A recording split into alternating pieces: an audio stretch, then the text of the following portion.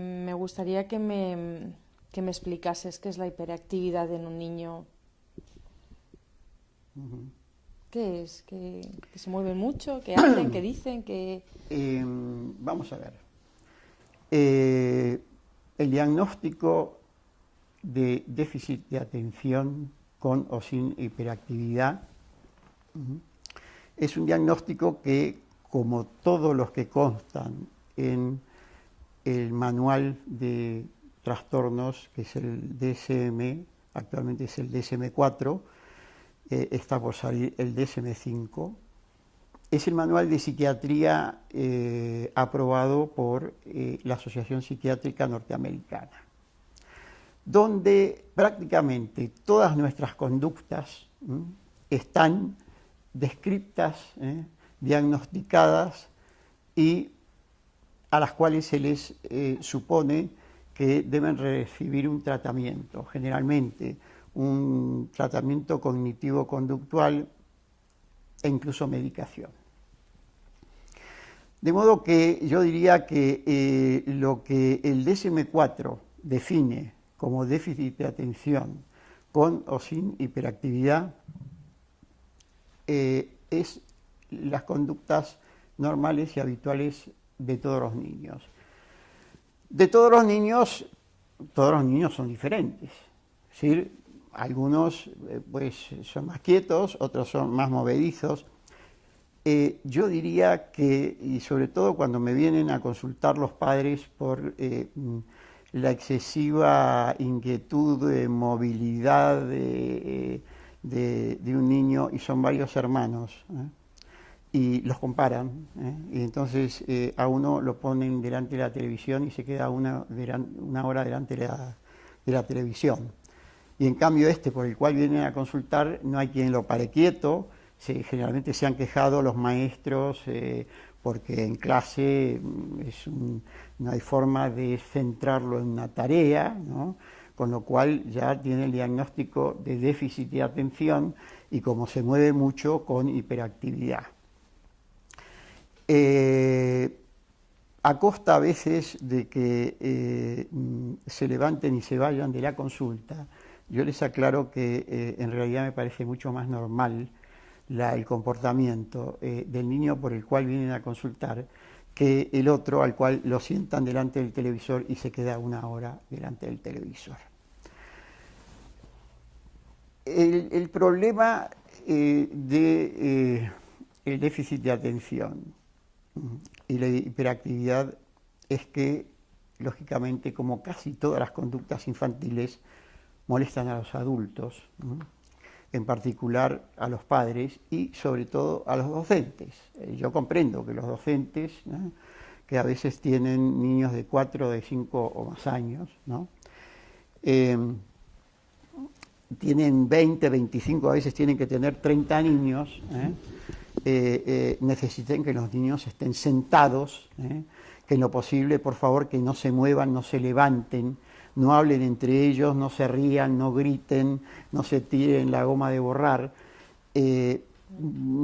pero eso no puede bajo ningún concepto conducir a un diagnóstico del niño, porque hace lo que tiene que hacer un niño. Exacto. Sí. Es decir, los niños necesitan una descarga motriz permanente, y eso es lo sano de lo que tienen que hacer. Los niños necesitan hablar entre ellos, reírse, el docente enseguida, tú y tú, aquí y aquí, separados. ¿Por qué? Porque hablan juntos, porque se han hecho amigos, porque se ríen, que es lo sano en un niño, aunque al docente le moleste. ¿Qué es la hiperactividad en un niño? ¿Cómo lo veis vosotros? ¿Con tu experiencia como periodista?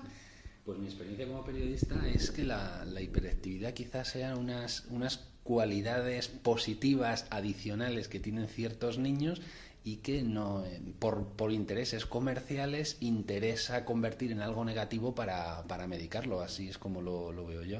Es decir, hay un intento de clasificar a los seres humanos. Los seres humanos no somos clasificables. Y el DSM-4 es una clasificación de los seres humanos, pero que va a tales niveles, por ejemplo, que plantea patologías como las peleas entre hermanos, por ejemplo, es una patología, tiene números, ¿no? Porque en el DSM-4 es decir, todas las patologías están numeradas, tipo 78.9, 80, ¿no? Y eso implica un diagnóstico a ser tratado con los únicos tratamientos que acepta la psiquiatría y el DSM-4, que son los tratamientos cognitivo-conductuales, o incluso con medicación. Se está prácticamente medicando casi a un 20% de la población infantil, lo cual es realmente suicida para una cultura y para una sociedad. Dentro de todo, estamos un poco mejor que Holanda, que el propio Ministerio de Sanidad, por ejemplo, ha publicado estadísticas de que en estos momentos se está medicando al 33% de la población infantil. Esto es realmente demencial. No hay razones en términos generales, bajo ningún concepto, que un niño sea medicado por sus características, sus modalidades. Es decir, los niños son por naturaleza, y está bien que lo sean, inquietos, activos, no paran. Es decir, es difícil para un adulto seguir la marcha, la actividad de un niño de 3, de 4 años, que va, viene, trae, saca, quita, pone. Es verdad que también rompe, ensucia, destruye, pero es que ese es el proceso de aprendizaje del niño. Y en España, más o menos unos cálculos que hemos hecho nosotros en la revista, debe de haber como unos 500.000 niños medicados, que se conozca, ¿vale? Pero a mí me gustaría saber desde cuándo está demostrado realmente que esto es una enfermedad. No hay ninguna demostración que ninguno de los comportamientos, ninguna de las conductas, el negativismo desafiante, la hiperactividad, la depresión incluso, no hay ninguna demostración de que eso sea ningún tipo de patología. Lo dice el propio DSM-4 en la introducción. Luego podemos ver el texto de la introducción donde relativiza y para mí, en el fondo, neutraliza todo. Es que yo sigo cuestionando a día de hoy la real existencia de esta enfermedad. Bueno, existe porque lo pone en un manual, pero no hay, desde mi punto de vista, una evidencia científica por la que podamos decir que esta enfermedad existe. Bueno, en ese manual yo creo que todos seríamos unos enfermos mentales, porque hay como muchas... Muchos trastornos. Ahora sí. Se van a ampliar en el año 2013.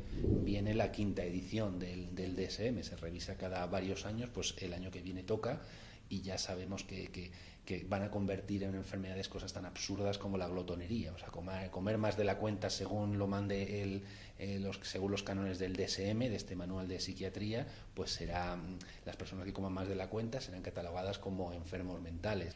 El IMS Midas, que es una de las fuentes más importantes internacionalmente de informes médicos y demás, anunciaba ya hace años que España es el tercer país mundial que más medica a niños pues me imagino de 3 años a 17 años. ¿Qué os parece esto? Es un tema del sistema. El sistema siempre ha estado dominado por una figura, que era el médico, una figura central, que es un poco el gurú de la tribu, que es el médico, que es el que ha aconsejado una prescripción masiva de medicamentos. Muchas veces sin ellos tener la información sobre las posibles consecuencias o reacciones adversas de esos medicamentos, pero bueno, el sistema era así. Ahora se está modificando y hay más controles. Al mismo tiempo, las familias se han dejado llevar por la opinión del médico. Era un sistema donde, bueno, la autonomía de voluntad en salud se cedía al médico. El médico era el que sabía y yo, bueno, el asunto es que con Internet y la sociedad de la información que queremos saber, y hay un derecho a saber en salud. Esto, por un lado, ha provocado que nos interesemos más, pero si seguimos medicando mucho a nuestros niños también por problemas de la familia propia quiere tener a los niños, en este caso, tranquilos. Y eso nos estamos encontrando con clientes que clientes que quieren denunciar este asunto, pero ven que otros familiares no quieren porque, bueno, La medicalización tranquiliza al niño y también hay poca cultura del medicamento en España, muy poca. Entonces cualquier medicamento consideramos que es bueno y que al niño le va a sentar bien y lo hacemos quizá por su bien, no lo hacemos por su mal, evidentemente. Pero lo hacemos un poco a la ligera, el medicar a un niño, por ejemplo. Es muy difícil de aceptar para la cultura en la que hemos sido educados, y es que si hay una profesión ignorante, es la medicina. Los médicos ignoran. Los psicoanalistas ignoramos, pero sabemos que ignoramos. Entonces escuchamos muy cuidadosamente al que nos consulta, porque todo lo que vamos a saber de esa persona es de lo que vamos a escuchar de esa persona. Los médicos no escuchan a la persona y además se creen que saben. Y no saben, porque si del cerebro no sabemos, si del sistema nervioso no sabemos, si de la constitución genómica no sabemos, entonces, es decir, la posición más sensata, más seria, más científica, que es la que tenemos los psicoanalistas, es, bueno, escuchemos. A mí me comentaron una cosa, que cómo se catalogaban las enfermedades a la hora de decirlas, de ponerlas en el DSM-4, ¿no? Y era una reunión de psiquiatras y decían, ¿qué les parece esta enfermedad? Las compras compulsivas en las rebajas, ¿lo catalogamos como enfermedad? Se vota. Se vota. Son 100, es a voto. Son 100, en general, psiquiatras elegidos por la Asociación Psiquiátrica Norteamericana. Tengo aquí los datos, luego podemos, porque claro, esas cosas ni siquiera intento retenerlos de memoria, pero hay un equipo que hizo toda la investigación con respecto a estos 100 psiquiatras que a mano levantada votan por la inclusión, ahora están votando por la inclusión en el DSM-5, ¿no?, de nuevas patologías, ¿no?, denunciadas. Hay uno que renunció, ¿no?, y que está en el Google. Yo tengo toda la denuncia, que va denunciando todas las aberraciones. Es decir, alguien que participó de las anteriores redacciones de los de DSM es una especie de arrepentido, ¿no?, que reconoce que todo esto es una patraña, y además hay un equipo que ha hecho la investigación donde ha investigado a cada uno de los psiquiatras que, digamos, aprueban los diagnósticos del DSM-4, y están todos a sueldo de la industria farmacéutica. Por ejemplo, hay unos efectos secundarios que se han observado en niños y adolescentes medicados. Cambios notables del estado de ánimo o personalidad, manía. Trastornos psicóticos, como alucinaciones visuales, táctiles o auditivas, o delirios, palpitaciones, desmayo inexplicable, dolor de tórax, dificultad respiratoria, a veces son signos de una enfermedad cardíaca, puede serlo, parálisis o afección de movimiento y la visión, dificultades para hablar.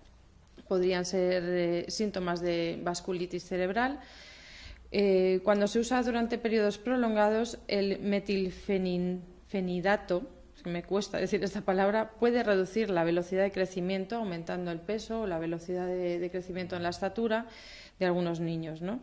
Trastornos psiquiátricos muy frecuentes, insomnio, nerviosismo, frecuentes como anorexia, inestabilidad afectiva, agresividad, ansiedad, agitación, depresión, irritabilidad y anomalías en el comportamiento. No has puesto muerte. Y muerte. Hay muchos casos de muerte denunciados, sobre todo en Estados Unidos. En España yo no lo sé. Sobre todo muerte por atragantamiento. Claro.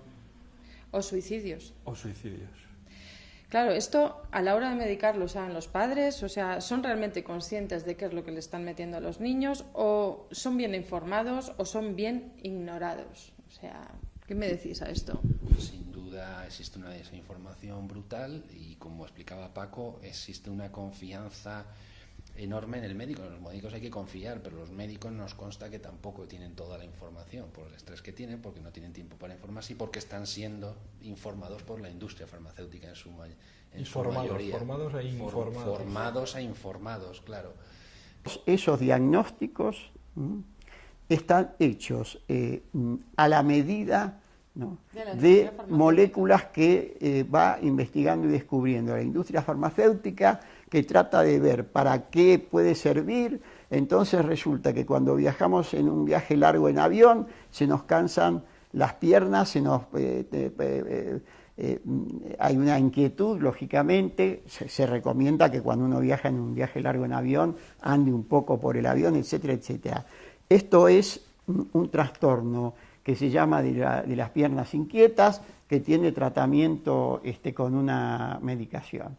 El médico va a tener que asumir su cuota de responsabilidad en casos de reacciones adversas a los medicamentos graves, sobre todo por no informar, no se informa, al ciudadano que quiere informarse no se le informa.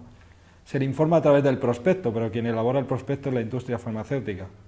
Pero el médico está obligado a saber todas las reacciones adversas de un medicamento que sobre todo que se le indica a un niño, le prescribe a un niño, y contarlo al padre que quiera saber. Esto es legal, tenemos un derecho a saber en salud, a través del convenio de Oviedo que ratificó España. Es un derecho humano, el derecho a saber, el derecho a que te informen. El asunto es que es complejo porque solo está regulado el consentimiento informado clínico, pero no el terapéutico. Es decir, el legislador, por los motivos que sea, se ha olvidado del consentimiento terapéutico en medicamentos, cuando es un consentimiento muy especial, porque el médico tiene que estar obligado o tiene que saber y tener cifras de cuántas reacciones adversas ha habido notificadas sobre este medicamento. La agencia de medicamentos no lo da ese dato, ellos nos informan. Cuando prescriben un medicamento grave o que pueda ser peligroso para un niño, en este caso, debe saber que las controversias que hay sobre este medicamento, qué ensayos clínicos hay contradictorios. ¿Por qué? Porque es en el mundo de la ciencia y del medicamento ¿quién elabora los ensayos clínicos? Principalmente la industria farmacéutica, el propio productor de la información, por así decirlo. Sesgan, en niños se sesga. ¿Por qué? Porque no se puede hacer un estudio, no se hacen estudios a largo plazo, es decir, de todas las consecuencias. No se notifican las reacciones adversas que hay. Muchas veces los médicos no se notifican. Tenemos casos, por ejemplo, en niños autistas, donde ha habido muertes por medicamentos, atragantamiento, crecimiento de pecho, síndromes neurolépticos, empequeñecimiento del cerebro. Ha habido muertes, como te digo, y eso no se sabe. Hay en España más de un 70% de infranotificación, es decir, el profesional que está obligado a notificar una reacción adversa no lo hace. Si a esto unimos que la agencia tampoco es clara, ni tenemos acceso a su información de cuántas notificaciones de reacciones adversas ha tenido un determinado medicamento, que en Estados Unidos, por ejemplo, sí que puedes acceder. Aquí hay un oscurantismo bestial. Si eso unimos, entonces es que no sabemos realmente las consecuencias de este medicamento, ¿no? Y me gustaría, bajo tu punto de vista, saber si la única solución es medicar a los niños. Bueno, más pero bien, es que no yo ya diría la palabra es drogar a los niños. ¿La solución es drogar a los niños o vamos a hablar de distintas posibilidades muy aparte de esto? Pero no hay que hacer nada, si lo que hay que hacer es educar a los padres y a los docentes para que acepten a los niños como son, como niños. Vale, pero imagínate que te llegan unos padres que de algún modo, y te lo pongo entre comillas, les están obligando desde el colegio a medicar al niño porque si no le echan del colegio. Exactamente. Entonces, te llegan aquí unos padres, ¿qué soluciones les aportas? Pero no es una hipótesis, lo tengo todos los días esto. Vale, pues entonces quito las comillas. Es decir, lo inmediato es cambio de colegio. Lo inmediato es eso sería lo mejor. En principio, cambio de colegio. En segundo lugar, por supuesto, no aceptar ningún tipo de diagnóstico por parte ni de los docentes, ni del tutor, ni del director del colegio. No llevar al niño al pediatra, es decir, no aceptar, digamos, el abordaje médico del tema y conseguir mirar a sus hijos con otros ojos. Pero imagínate, a mí el colegio me está obligando a medicar a mi hijo. Además me manipulan con el miedo y me dicen que como no lo medique, pues en el futuro será, no, o me lo echarán, o la sociedad me lo excluirá y aparte se volverá un psicótico, tendrá depresiones y será un adicto a drogas en el futuro, porque son un poco la información que te dan. Yo cojo, me voy a un médico, el médico además me receta todas estas cosas. Yo como madre, cuando veo que mi hijo tiene esos efectos secundarios, ¿puedo pedirle responsabilidades a ese médico y a ese colegio? Todas las personas tenemos derecho a la educación y tienen que atender a nuestras necesidades. Eso es la nueva oleada en todo esto. Es una educación inclusiva, no excluyente, como está pasando. Es decir, condicionan la educación a la ingesta, a una garantía psiquiátrica, en este caso, que es una garantía de medicarte con un antipsicótico, un medicamento peligroso. Pero no te informan sobre las reacciones adversas graves que puede tener. Y es más, no hay un plan terapéutico determinado, es decir, está claro que este tipo de medicamentos es para 1, 2, 3 semanas. Y muy controlado, porque luego hay una adherencia, y hay que ver la adherencia a este tratamiento. ¿Qué es la adherencia? La adherencia es a un tratamiento, cómo va respondiendo, porque los tratamientos con este tipo de medicamentos, por ejemplo, con neurolépticos atípicos, por ejemplo, pues tienen que ser tratamientos muy pautados, con un buen plan terapéutico, te quiero decir, y ver cómo funciona el niño, qué le está pasando, a cuánto tiempo. Lo que estamos viendo por los casos que estamos llevando es que no hay un plan terapéutico y se medica durante 1, 2, 3, 4 años. Como no hay estudios a medio o largo plazo, ahora mismo no se sabe a un niño qué le puede pasar en 20 años. Está claro que la ingesta, y esto está demostrado, de neurolépticos atípicos reduce 20-25 años la esperanza de vida. Bien, Paco, entonces yo le pediría responsabilidad al colegio que me está obligando, le pediría responsabilidad al médico, pero yo creo que como madre también tengo una responsabilidad de dudar o de poner en duda que es cómo me están etiquetando a mi hijo y qué tipo de medicamentos me están obligando a darle, que yo ya, pues entonces me he callado, he consentido, he bajado la cabeza y se los he dado y me encuentro con que hay efectos secundarios. Ahí los padres también tienen una responsabilidad, ¿cómo lo veis vosotros? No te están obligando a medicar a tu hijo, pero es cierto que se ha construido un sistema de presión basado en lo que yo llamo el marketing del miedo, que tú lo explicabas antes, meter miedo a los padres con lo que le ocurrirá a su hijo y lo que sufrirán ellos, entre comillas, si no le medican, que supongo que es a lo que tú te has referido con obligatoriedad. Somos 7.000 millones de habitantes en el planeta Tierra, somos demasiados ya. El que quiera criar un hijo con amor, con cuidado y sacrificar todo lo que haya que sacrificar para hacer una tarea bien hecha con ese hijo, bienvenidos. Y los que no, hay muchas cosas que hacer en la vida que no es tener hijos. No tengáis hijos para mandarlos a los 6 meses a la guardería, porque vais a tener problemas toda la vida. Los niños curiosos están todo el día preguntando, ¿y por qué? Y cuando les contestas por qué, entonces queda el porqué del porqué del porqué. Y tú quieres leer el periódico, o ver la televisión, o hablar por teléfono, y el niño sigue ahí inquieto y, vale, pues insisto, que los que no estén dispuestos a hacer de una manera deseante, amorosa, con paciencia, y dedicar los años que hay que dedicarles, no son muchos años, son 4 o 5 años, que son los años en los que se constituyen la personalidad de los niños. Es decir, si es una inversión, si lo haces bien durante esos 5 o 6 primeros años de vida, los escuchas, les dedicas tu tiempo amorosamente, que no te importe lo que digan los docentes, ni los tutores, ni los directores de colegio. Es decir, los padres podemos de alguna manera amortiguar los efectos de malos docentes, de malos colegios. Los podemos que no te preocupes si al niño lo suspenden o lo aprueban. Esas notas, esas calificaciones no tienen absolutamente ningún valor. Cuando a mí vienen a consultarme los padres por un supuesto diagnóstico de déficit de atención, generalmente con hiperactividad, que es lo que más les molesta, les digo, generalmente han visto mis páginas web, así, saben a quién vienen. Los que van a medicar al niño no vienen a mí.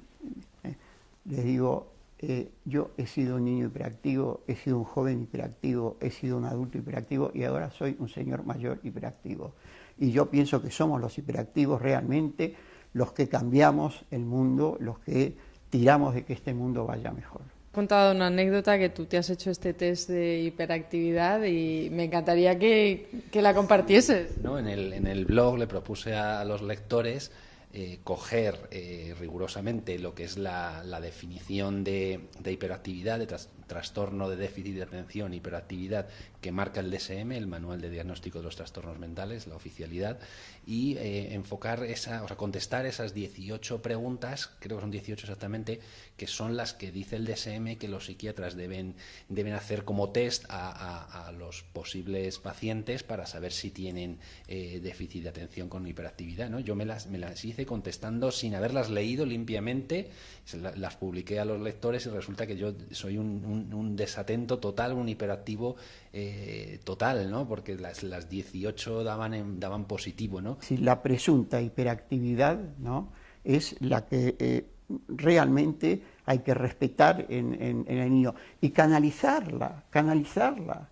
O sea, no puedes sentar a un niño que lo que quiere es jugar al fútbol, la cantidad de horas, 6, 7 horas al día sentado en un banco, niños de 4, de 5, de 6, de 7, de 10 años. Entonces, Juan, ¿tú dirías que los niños hiperactivos son los niños del cambio?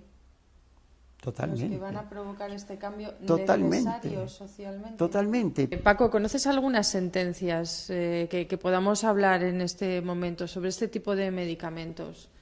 Bueno, para que veáis, en Estados Unidos hay ya varias sentencias en relación con la risperidona, sobre todo por prácticas fraudulentas de marketing del laboratorio, es decir, ocultación de información en prospectos, ficha técnica, ensayos clínicos, y también por aconsejar un uso off-label, que se llama, es un uso que no viene indicado en el prospecto, es decir, su red comercial aconseja que esto también puede ser, por ejemplo, para el trastorno. Así empezarías, seguro, esto es para el trastorno, este medicamento. Entonces los médicos, en Estados Unidos quizás sea más que aquí, ¿no? La prescripción off-label. En España también hay algunas sentencias. No recuerdo ninguna en caso de problemas con medicamentos en niños, pero sí hay muy recientes, el caso Agreal, por ejemplo, un neuroeléctrico, como tantos neuroeléctricos que se le están dando a los pequeños, que destrozaba el sistema nervioso de mujeres que lo utilizaban para los sofocos de la menopausia, Agreal. O por ejemplo, el caso del Lipovay también ha recibido últimamente un par de sentencias favorables a personas dañadas por ese medicamento contra el colesterol. Es decir, que en nuestro país está costando más, pero se están abriendo ya la vía, como en Estados Unidos, por falta de información de los medicamentos que estamos consumiendo y que nos están haciendo daño. Lo primero, ellos quieren que no seamos ciudadanos, que seamos pacientes. ¿Por qué? Porque tienen un sistema jurídico más fácil por las leyes de consumidores. Más fácil incluso para el ciudadano a la hora de cobrar una supuesta indemnización. Es más fácil para el abogado porque, bueno, no hay que probar la culpa, pero bueno, nosotros en ese sentido estamos más comprometidos y sí queremos que se arregle la sociedad en este sentido, que no nos vale con una indemnización de daños y perjuicios, sino que apostamos por un cambio también en información. Bueno, tenéis aquí una fusión para ayudar a padres que quieran denunciar, o padres o incluso gente que tenga que denunciar algo con temas de efectos secundarios. Sí, lo que hemos montado, si a eso te refieres, es un bufete, se llama Bufete Almodóvar por el apellido del señor abogado y Jara, Almodóvar y Jara por el periodista, y lo que hacemos es ayudamos a padres en estos ámbitos, en el ámbito de la salud ambiental, daños por tóxicos, que eso también puede influir en la hiperactividad, y estudios científicos que así lo afirman, daños por contaminación electromagnética y daños también derivados de industrias medicamentosas, o sea, reacciones adversas provocadas por medicamentos, ¿no? Lo que hacemos es llevar la estrategia jurídica y la de comunicación, prensa, relaciones públicas, o sea, asistimos a los padres legalmente y aparte pues vamos contándole a la sociedad a través de los medios de comunicación, de eventos, de informes, publicaciones, le vamos contando qué es lo que está sucediendo tanto a nivel particular con los casos concretos que llevamos como a nivel general informar a la sociedad de que todo esto que te estamos contando y que tú nos has sugerido es real, es cierto y es preocupante. Nos están dando caña, sobre todo desde la industria, creen que somos muy paranoicos y demás, y si ves, no te hemos contado nada, todos los datos que te hemos contado es porque hay datos detrás que lo soportan, y pueden venir cualquiera de la industria y mantenemos un careo incluso ante un juez. Unos padres que vengan a decirte que les han dicho que su hijo es hiperactivo, ¿qué 4 o 5 consejos le daría, pero rotundamente? El trastorno por déficit de atención con o sin hiperactividad no existe, es un invento de la industria farmacéutica, es un invento de la industria farmacéutica que lo ha instrumentado a través de los médicos, de los docentes, de los medios de comunicación que están todos comprados por todas estas industrias. Y lo que hacen tanto los médicos como los directores de colegio, como los pediatras, como los psiquiatras, como los profesores que exigen ese tipo de comportamiento sumiso, obediente, atento, es decir, digamos, lo que están ejerciendo es un terrorismo de los cuales los padres tienen que defenderse, tienen que defender a sus hijos, tienen que tenerles paciencia, aceptarlos con esos niveles de actividad, de necesidad de descarga motriz. Los niños tienen que descargar su motricidad, es fundamental para el funcionamiento. No son una cabeza separada del resto, es decir, para que la cabeza funcione bien tienen que hacer toda la actividad que necesitan. Y bueno, lo que pasa es que, claro, para eso generalmente a los que atiendo es a los padres, o sea,